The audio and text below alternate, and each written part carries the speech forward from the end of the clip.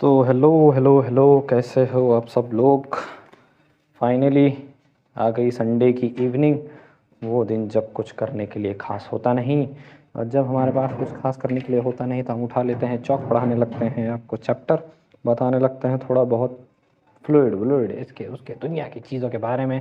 सारी की सारी फिजिक्स बताना शुरू कर देंगे, केमिस्ट्री बताना शुरू कर देंगे। होपफुली आप लोगों के पास भी कोई काम नहीं है, तभी तो बैठे हो संडे इवनिंग अपने रूम में लाश की तरह आराम से। होपफुली आप लोग पढ़ रहे हैं, आगे बढ़ रहे हैं, डिस्ट्रैक्शन में फोकस नहीं कर रहे हैं, पढ़ाई हो रही है। थोड़े दिन के लिए आपको रखना पड़ेगा। कब हम आ जा चुके हैं फिजिक्स के मैकेनिकल प्रॉपर्टीज ऑफ फ्लूइड के पार्ट 2 के अंदर। पिछले वाले पार्ट में हम लोगों ने बात की थी कैसे प्रेशर अलग अलग पॉइंट्स पे काम कर रहा था। प्रेशर का वेरिएशन हम लोगों ने देखने की कोशिश की थी कि किस तरीके से बिहेव कर रहा है अकॉर्डिंग टू द डेप्थ। हम लोगों ने फॉर्मूला और एक्सप्रेशन निकाल के दिखाया था। जब मैंने तुम लोगों को देखा था कि किस दिखाया था, एक्चुअली देखा तो नहीं दिखाया था कि कैसे एक सर्टन अमाउंट ऑफ डेप्थ के ऊपर प्रेशर काम कर रहा है। That was actually P nought plus H rho G. ये सारी बातें हम लोगों ने पिछले वाले में देखी। एटमॉस्फेरिक प्रेशर क्या है, गेज प्रेशर क्या है, अलग अलग वेसल्स में प्रेशर को किस तरीके से कैलकुलेट किया जाएगा, क्वेश्चंस कैसे डेवलप होंगे, ब्ला ब्ला, ऐसे दुनिया के सवाल हम लोगों ने लास्ट वाले लेक्चर के अंदर देखे हुए थे। आज हमको देखना है थोड़ा और उस कॉन्सेप्ट को आगे लेकर के जाना है। ठीक है, अब आगे किस टर्म्स में लेकर के जा रहे हैं, तो पिछले लेक्चर्स में और इस लेक्चर के अंदर डिफरेंस क्या होने वाला है, पहले मैं आप लोगों को डिफरेंस जनरेट करके बता देता हूँ। हम लोग पढ़ रहे हैं स्टैटिक फ्लूइड के बारे में।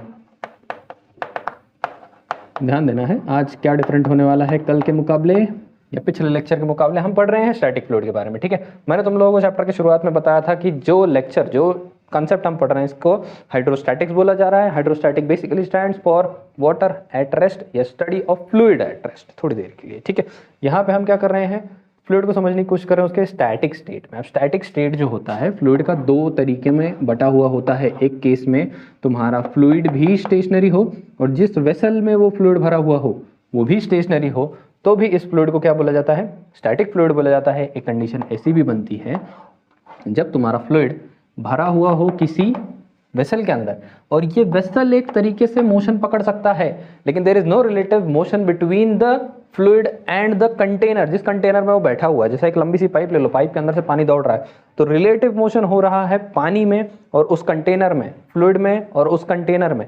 पर यहाँ पे ऐसा नहीं हो रहा है, यहाँ पे पूरा का पूरा कंटेनर ही जा रहा है। There is no relative motion between the fluid and the container. तो इस केस में भी हम फ्लूइड को कैसा कंसिडर करते हैं, स्टैटिक कंसिडर करते हैं।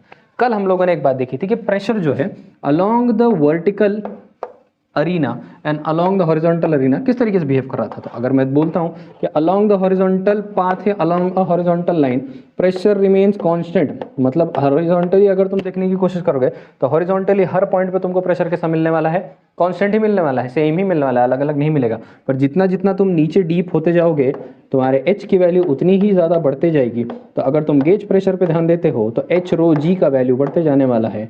यहाँ पे पड़ने वाला गेज प्रेशर बढ़ते जाएगा। एटमॉस्फेरिक प्रेशर जो है सो है, तो एब्सोल्यूट प्रेशर जो कुछ भी तुम फाइंड आउट कर रहे थे वो एब्सोल्यूट प्रेशर की वैल्यू विद डेप्थ बढ़ने वाली है। ये बात हमको समझ में आई थी। ये हम लोगों ने तब देख लिया था जब हमारा वेसल कैसे था, हमारा वेसल था रेस्ट पे, हमारा फ्लूइड भी था रेस्ट पे। हम पढ़ रहे थे हाइड्रोस्टैटिक, आज भी हमको पढ़ना हाइड्रोस्टैटिक ही है, लेकिन आज हमारा वेसल जो है वो रेस्ट पे नहीं रहने वाला।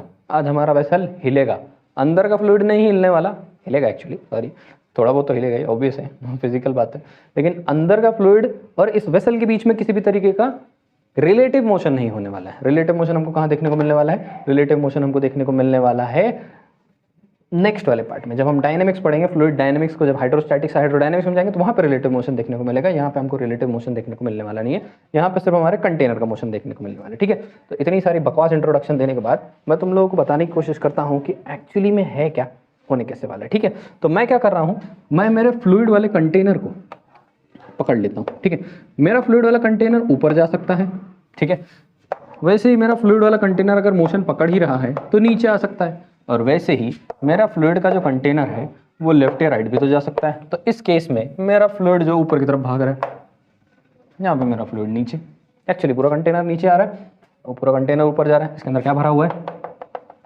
फ्लूइड भरा हुआ है, यहाँ पे भी फ्लूइड भरा हुआ है, यहाँ पे भी फ्लूइड भरा हुआ है, और ये जा रहा है साइड में। ठीक है, ये तीन ही कंडीशन हो सकती है। इसके अलावा क्या करेगा, एंगल में जाएगा, एंगल में जाएगा, हम वर्टिकल हॉरिजॉन्टल कंपोनेंट बांट लेंगे, कंपोनेंट बांट करके फिर उसको सीधा नीचे ही लेके जाना शुरू कर देंगे।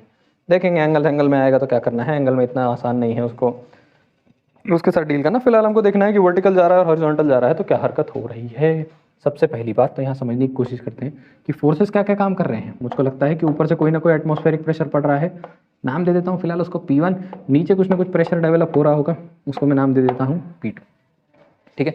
या फिर P1 P2 लिखने के बजाय थोड़ा और बेसिक लेवल पे ही बात करते हैं। ऊपर से कुछ ना कुछ फोर्स पड़ रही होगी, नीचे से कुछ ना कुछ फोर्स पड़ रही है F2, F1 और F2।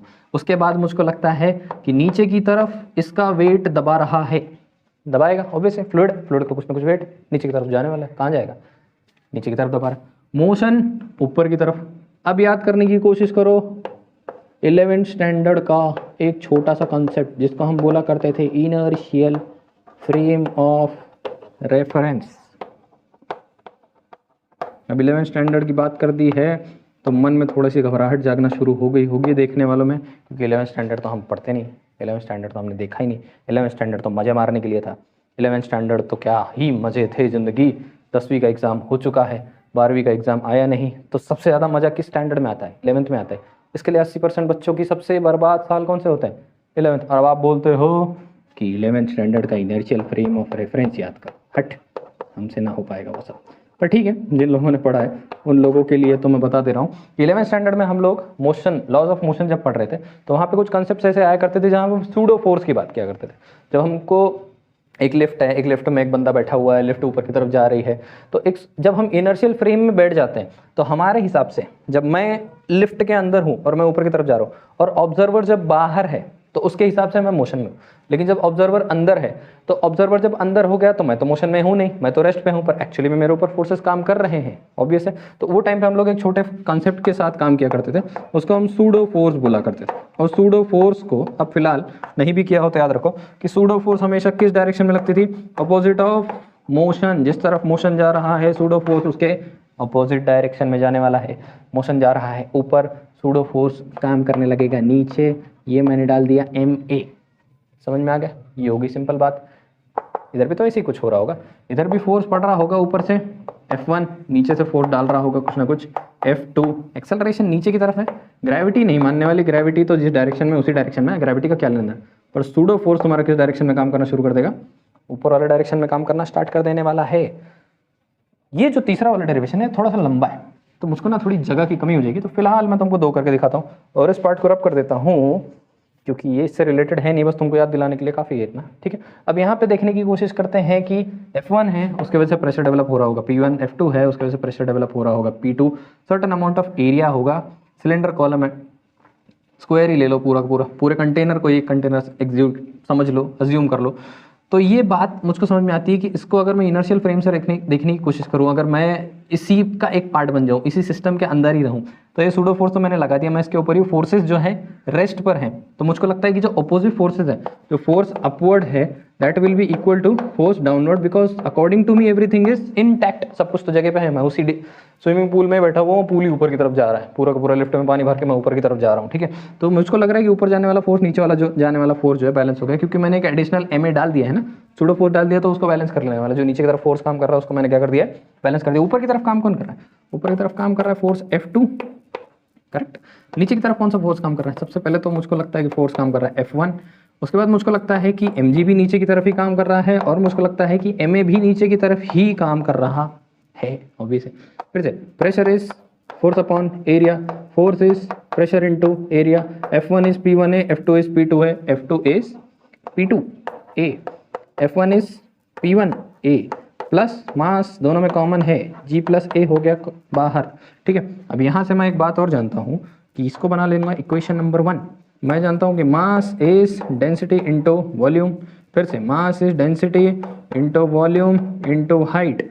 ये पूरी कहानी उठा के डालने वाला हूँ मास के जगह पे। अगर मैं इसको यहाँ पे सब्सटीट्यूट कर देता हूँ तो यहाँ पे लेकर के आ रहा हूँ, ठीक है, यहाँ पे लेकर आ रहा हूँ, वहाँ पे एक्सप्रेशन लिख दूंगा वापस से, इसको रब करके चल जाएंगे काम से। तो मैं लिख देने वाला हूँ P2 times of A plus plus कैसे P1 times of A plus mass की जगह पे रो, एरिया, हाइट, अंदर बच गया है A plus G, area area area सबके पास ये कट गया, तो मैं लिख सकता हूँ P2 is equals to P1 plus rho H और यहाँ पे A प्लस G, ठीक है। अब ये A प्लस G जो है ना, इसको हम बोलना शुरू कर देते हैं इफेक्टिव एक्सेलरेशन या इफेक्टिव वैल्यू ऑफ जी भी बोल सकते हैं, इफेक्टिव ग्रेविटेशनल एक्सेलरेशन भी बोला जा सकता है। दोनों ही केस में ये वैलिड है, इसके साथ कोई प्रॉब्लम नहीं है। तो अगर तुम्हारा फ्लूइड ऊपर की तरफ जा रहा है तो उसकी वजह से क्या हो रहा है, पहले तो उसको ग्रेविटी खींच रही है, ऊपर से जब मोशन लग रहा है उसको, तो उसको मोशन के कारण कुछ ना कुछ दबाव फील होने वाला है। इसको हम सूडो फोर्स की तरह फील करते हैं। लिफ्ट में ऊपर जा रहे हो, तुमको लग रहा है कि तुम थोड़ा सा दब रहे हो ना, तो तुम अगर समझो पानी हो तो क्या हो रहा है उसकी वजह से कि पहले तो ग्रेविटी तुमको खींच ही रही है एक्सेलरेशन से नीचे, और किसने खींचना शुरू कर दिया, अपवर्ड मोशन ने थोड़ा सा सूडो फोर्स डेवलप कर लिया है जब फ्रेम ऑफ रेफरेंस में तुम बैठते हो। तो इस वजह से मुझको लगता है कि उसका एक्सेलरेशन जितना ज़्यादा रहेगा तुमको नीचे की तरफ दबाव उतना ज़्यादा फील होगा। तो इफेक्टिव एक्सेलरेशन ऐड हो जाता है जब तुम ऊपर की तरफ जाना शुरू कर देते हो। अगर यही दिमाग लगा के तुम सोचो, जब तुम नीचे आने लगोगे तो हो सकता है ना कि effective gravitational force, effective acceleration जो तुमको पड़ रहा है वो तुम्हारा एक्सेलरेशन और ग्रेविटी के एक्सेलरेशन का डिफरेंस होगा। तो यहाँ पे लास्ट में a माइनस जी या g माइनस ए ऐसा कुछ तो होना चाहिए, होना तो चाहिए, ऑब्वियस है।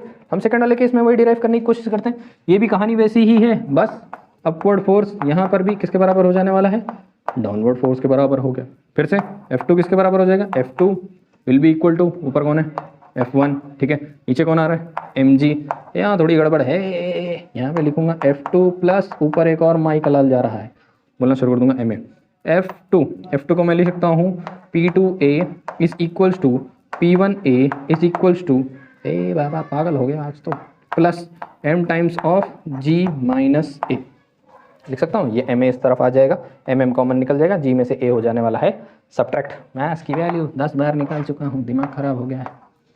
Is equals to P1 times of a plus rho volume height g minus a. ये देखो क्या बवंडर हो गया, यहाँ पे वॉल्यूम नहीं लिखना चाहिए था, वॉल्यूम है तो इसकी जगह पे लिखना चाहिए एरिया। यहाँ पे बैठेगा एरिया उड़ाएगा, एरिया सब एरिया उड़ गया। तो P2 is equals to P1 plus rho H G minus a. अरे भैया अभी तो यही बोला, यही साबित भी हो गया। तो अगर नीचे की तरफ जा रहा है फ्लूइड तो जो pressure at point 2 will be pressure at point 1 plus rho plus H into g minus a, और अगर ऊपर की तरफ जा रहा है तो pressure at 2 into pressure will be equal to pressure at 1 plus rho into H और G प्लस ए। ऊपर जा रहा है तो इफेक्टिव एक्सेलरेशन A और G में ऐड हो जाने वाला है, डाउनवर्ड एक्सेलरेशन A में से G क्या होने वाला है, माइनस हो जाने वाला है। ये है एक साधारण सी बात जिसके अंदर हम लोगों ने देखा कि अगर हमारा स्टैटिक फ्लूइड का वेसल कंटेनर अगर मोशन में आया तो प्रेशर में उसके कारण क्या फ़र्क पड़ने वाला है।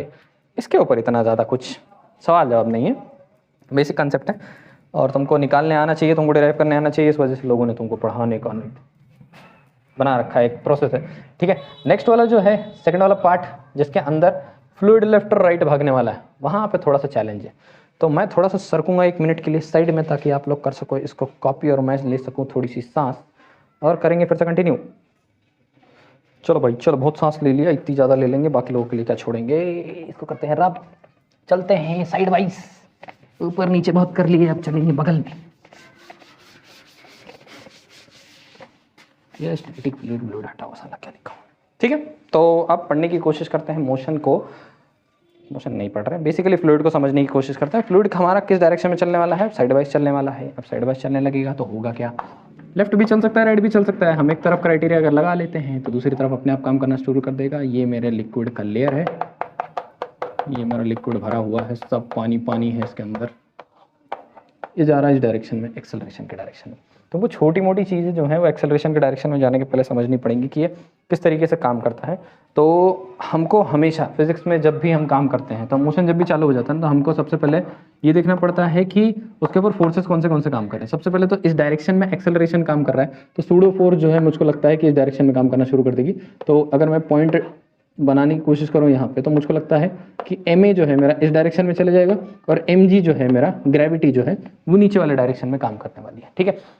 अगर एक फोर्स मुझको उस तरफ खींच रहा है, एक फोर्स नीचे की तरफ खींच रहा है, तो इफेक्टिव फोर्स मुझको लगता है कि एक सर्टेन एंगल में पड़ना शुरू हो जाएगा। इसको इफेक्टिव फोर्स बोलना शुरू कर दो, नेट फोर्स बोलना शुरू कर दो, कुछ भी हो सकता है, ठीक है।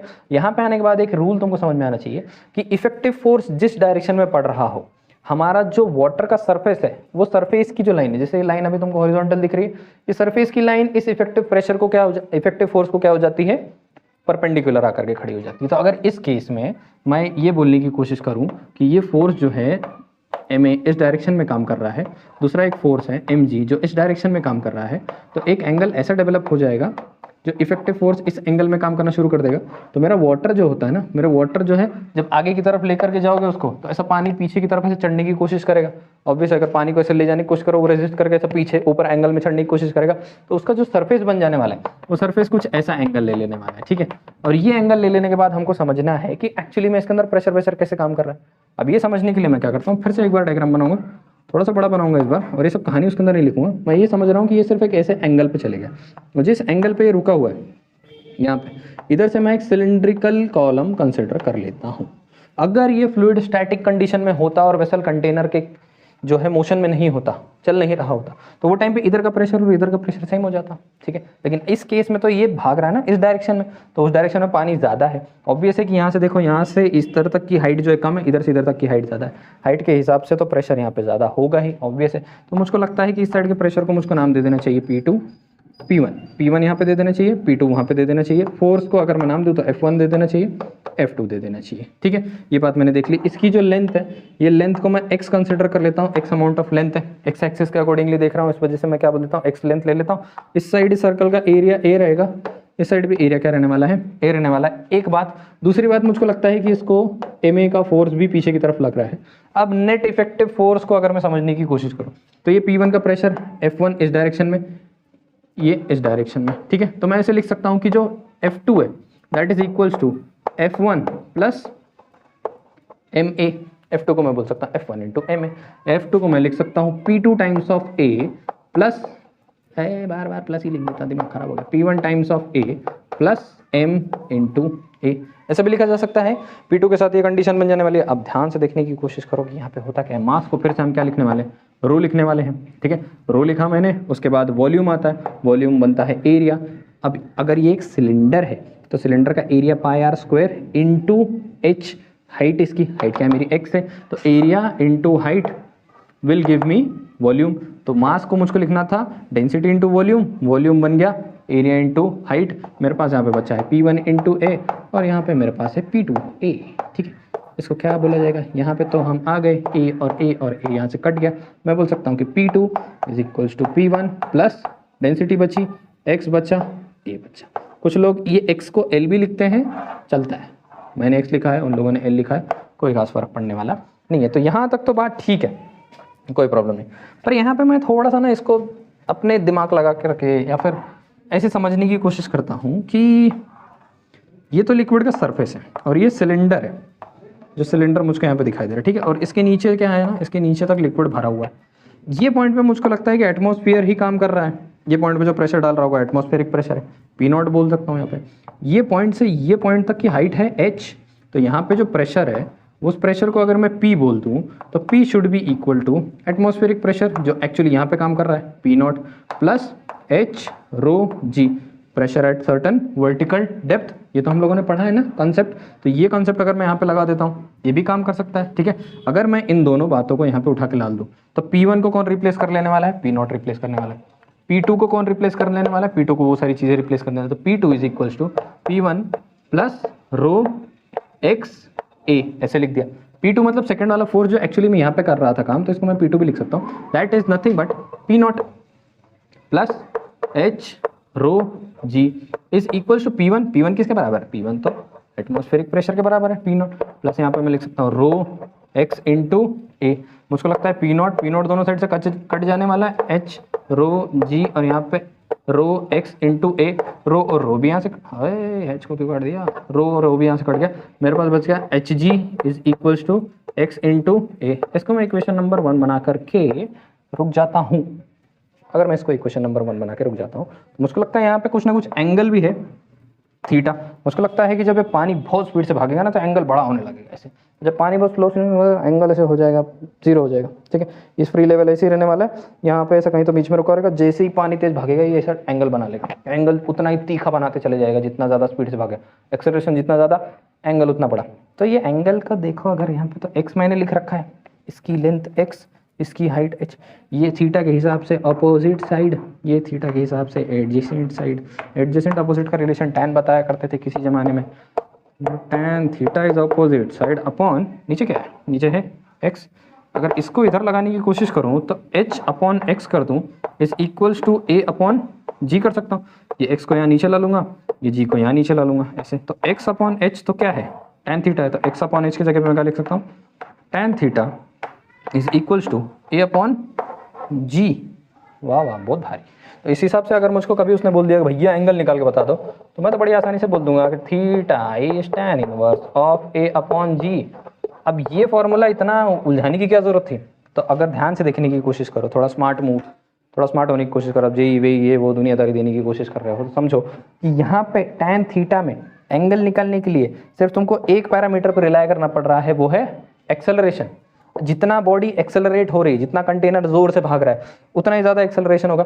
जितना ज़्यादा एक्सेलरेशन होने वाला है, उतना तुमको थीटा फाइंड आउट करने में, या फिर सिर्फ एक ही क्वांटिटी है एक्सेलरेशन है, एक्सेलरेशन के दम पे ही तुम थीटा फाइंड आउट कर लोगे। यहाँ पे तुमको क्या क्या चीज़ों की जरूरत पड़ेगी, सिर्फ हाइट कितना उसने गेन किया वो पता करो, फिर ये सिलेंडर की लेंथ कितनी है वो पता करो, सब्सटीट्यूट करो। यहाँ पे तुमको सिर्फ एक चीज़ की जरूरत है, वो है ये जान लो सिर्फ कि कंटेनर कितना एक्सेलरेशन से जा रहा है। कंटेनर जो भी एक्सेलरेशन से जा रहा है वो एक्सेलरेशन यहाँ लगा दोगे, अगर फटाक से तुमको वैल्यू मिल जाएगा कि एंगल कितना ज़्यादा बनने वाला है। समझ गए, सिंपल था, कुछ भी मुश्किल नहीं, बहुत बेसिक कॉन्सेप्ट। कुछ ज़्यादा तो मुझको इसके अंदर तकलीफ देने वाला है, बात समझ में नहीं आ रहा है, पर ठीक है। होपफुली तुम लोग कॉपी कर लो इसको। मैं रुकता हूँ 2 सेकेंड के लिए, पॉज करो, कॉपी करो, और ये करना शुरू कर दिया मैंने रब। ये छोटा सा पार्ट इधर लेफ्ट साइड का रब करता हूँ ताकि एक्सप्लेन करने के लिए मुझको तुमको आसानी हो, ठीक है। अब इससे रिलेटेड बहुत सारे क्वेश्चन डेवलप होते हैं। जैसे अब मैं क्वेश्चन रीड करने वाला हूँ, ध्यान से सुना। If a completely filled cubical container is accelerated with a value of 9.8 metre per second square, then calculate the volume of water spilled out of the container. अब इसको स्लो वो करके लिख के दुनियादारी करके समझ लेना, पर क्वेश्चन में तुमको डायरेक्ट बताने की कोशिश करता हूँ कि एक क्यूबिकल कंटेनर है। क्यूब समझते हो ना, क्यूब की सारी साइडें सेम। अब ये नहीं समझते तो 10वीं जा कर दो वापस। एक साइड को एल अज्यूम करूंगा, पीछे की साइड का एल, नीचे की साइड को एल। इसके अंदर भरा हुआ है पानी, ये सब पानी पानी पानी पानी पानी पानी पानी पानी पानी पानी पानी पानी पानी पानी हर जगह पानी, ठीक है। ये समझ में आया मुझको ये बोल रहा है कि इसको मैंने एक्सेलरेट कर दिया, इसको मैंने दौड़ाना शुरू कर दिया हॉरिजॉन्टली, और एक्सेलरेशन मैंने जो रखा था वो बड़ा था 9.81 मीटर पर सेकेंड स्क्वायर की स्पीड से ही दौड़ाना शुरू कर दिया मैंने, बोला भाग, जोर से भागना शुरू कर दे। और मुझको पूछता है कि कितना पानी इसके अंदर से स्पिल होकर के बाहर चले गया। तो शुरुआत में इसका वॉल्यूम अगर V है तो इसका सेकेंड वॉल्यूम क्या होने वाला है, कितना पानी इसमें से उछल करके बाहर निकल गया है, ये बात तुम लोगों से पूछ रहा है, ठीक है। इसको सॉल्व करने का बड़ा जुगाड़ी तरीका है। तुमको मालूम है एक्सेलरेशन तुमको एक ही चीज़ दे सकती है, वही। तो मैं क्या करता हूँ, मैं वो एंगल समझने की कोशिश करता हूँ जिसके ऊपर ये हरकत हो रही है, A/G। मुझको लगता है कि A और G का वैल्यू है, तो tan थीटा की वैल्यू क्या बन जाने वाली है मेरी, 1 बन जाने वाली है। Theta will be tan inverse of 1। Theta मुझको समझ में आ गया कितना है भाई, 45 डिग्री। सही है, अगर 45 डिग्री है थीटा तो मुझको लगता है कि मेरा क्यूब है। ध्यान देना, यहीं से तुमको समझ जो है कंसेप्ट क्यों मिलने वाली है। ये मेरा क्यूब है, ये क्यूब के ऊपर अगर इधर से 45 डिग्री एंगल पकड़ना हो उसको, तो एक एज को ये कोना छूना पड़ेगा और दूसरे एज को फटक से ये कॉर्नर छू देना पड़ेगा। ऑब्वियस है, अगर एक एज को उधर से ये छूना है तो दूसरे को ये छूना पड़ेगा, ये ऐसे छूना पड़ेगा। तो मुझको लगता है कि सारा का सारा पानी कुछ ऐसा शेप पकड़ लेने वाला है। देखो थोड़ा सा दिखाने की कोशिश करता हूँ प्रैक्टिकली तुमको। सारा पानी का शेप ये कुछ ऐसे सैंडविच जैसे हो जाएगा, सारा का सारा पानी हमारे सैंडविच में चले जाने वाला। मुझको लगता है कि बराबर आधा क्यूब है, हाफ, तो half of the water is spilled out, सीधी बात। तो अगर तुम्हारा स्टार्टिंग का वॉल्यूम V था तो सेकंड वाला वॉल्यूम तुम्हारा बन जाने वाला है V1/2। तो ऑप्शन में अगर तुम्हारे पास दिया रहेगा second volume will be V1/2, V1/3, 3/2 times of V1, या फिर double, half, none of this, ऐसा कुछ भी दिया रहेगा, तो ऑप्शन तुम्हारा करेक्ट ऑप्शन क्या हो जाने वाला है, V1/2, ठीक है। इस तरीके के कुछ क्वेश्चंस तुमको वहाँ पे देखने को मिल सकते हैं अगर तुम क्वेश्चंस की प्रैक्टिस कर रहे हो, तो तुमको काफ़ी हेल्प करने वाला है। अब हम नेक्स्ट लेक्चर में काम करने वाले हैं थोड़ा प्रेशर मेजरिंग डिवाइसेस के ऊपर। हमको देखने हैं अलग अलग टाइप के प्रेशर मेजरिंग डिवाइसेस क्या हैं। तो ये न्यूमेरिकल के साथ और ये तीनों डेरिवेशन के साथ हम क्लोज करने वाले हैं आज का संडे वाला वीडियो लेक्चर। बात होगी आपसे नेक्स्ट डे पे। मेरे हिसाब से तो संडे है, इवनिंग है, बहुत मौसम चिल है। तुम्हारे हिसाब से हो सकता है बड़ी आग बरस रही हो आसमान से, दोपहर हो, कड़कती रात हो, ठंड लग रही हो, दुनिया का ड्रामा संभाल लें अपने हिसाब से। तो होपफुली पढ़ते रहिए, सीरियस होकर के देखते रहिए, वीडियोस फॉलो करते रहिए, किसके भी वीडियोस फॉलो करिए, पर अपना रूटीन बनाइए और देखते रहिए। हमेशा रिलाई करिए मल्टीपल सोर्सेज ऑफ लर्निंग के ऊपर, जिसे इंसान इन्वेस्टमेंट एक सोर्स पे नहीं करता, इंसान को लर्निंग भी एक सोर्स के ऊपर लिमिटेड नहीं रखनी चाहिए, अलग अलग लोगों से सीखिए, ग्रो करिए, फॉलो करिए, एक्सप्लोर करिए, देखिए कुछ लोग और अच्छे से आपको सिखा रहे हैं, क्या मैं सिखा रहा हूँ, और भी लोग हैं। एट लास्ट हम एक बात याद रखना, लास्ट में मैंने बहुत लोगों को ये बात बताई है, तुम कोई कॉलेज, तुम कोई IIT, तो कोई AMCA वो करने नहीं बैठे हुए हो, तुम बैठे हो अपना करियर बनाने। पहला माइंडसेट अपना सुधार लो कि तुमको मेजरली अपना करियर बनाना है, तुम्हारा करियर जो करेक्ट बोलता है तुमको वो करना है, उसके बाद तुम्हारे एम्स वगैरह मैटर करते रहेंगे। तो this is all for today. आज का एक्सप्लेनेशन भी हो गया, आज का ज्ञान भी हो गया। तो साइनिंग ऑफ फॉर टुडे, मिलेंगे बाकी के second video lectures, third video lectures के अंदर। तब तक के लिए